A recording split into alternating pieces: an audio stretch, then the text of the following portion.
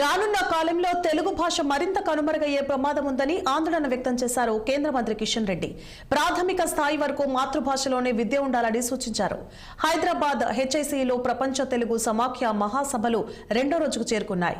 తెలుగు మహాసభలకు ముఖ్య అతిథిగా హాజరైన కేంద్ర మంత్రి కిషన్ రెడ్డిని నిర్వాహకులు సన్మానించారు. ఇక కేంద్రం తెచ్చిన కొత్త విద్యా విధానాన్ని రాష్ట్రాలు అమలు చేయాలని కేంద్ర మంత్రి డిమాండ్ చేశారు. కోర్టుల్లో వాదనలు ప్రతివాదనలు తెలుగులో జరగాలన్నారు. సినిమాల పేర్లు కూడా తెలుగులోనే ఉండాలని కిషన్ రెడ్డి పేర్కొన్నారు.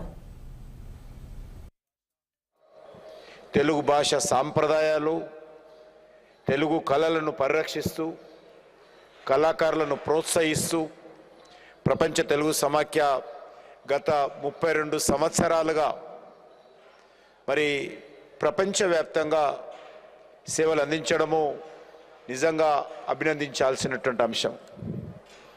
మా తెలుగు తల్లికి మల్లెపూ దండ అంటూ పాడుకునేటువంటి ప్రపంచవ్యాప్తంగా ఉన్నటువంటి తెలుగు వారందరూ కూడా ఒక వేదిక మీదకి రావడము, తెలుగు భాష, తెలుగు సాహిత్యము, తెలుగు కళలు, తెలుగు సాంప్రదాయాల కోసం మరి ఈరోజు పాటుపడము నిజంగా అభినందించాల్సినటువంటి అంశం.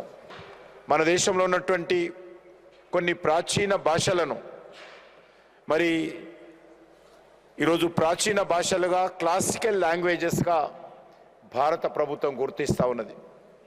అందులో మన తెలుగు భాష ప్రధానంగా ప్రాచీన భాషలుగా క్లాసికల్ లాంగ్వేజ్గా భారత ప్రభుత్వము గతంలోనే గుర్తించింది. మన తెలుగు భాష చాలా స్వచ్ఛమైనటువంటి భాష. అందుకే మనము ఉమ్మడి గుంటూరు జిల్లా 6 టీవీ నూతన సంవత్సరం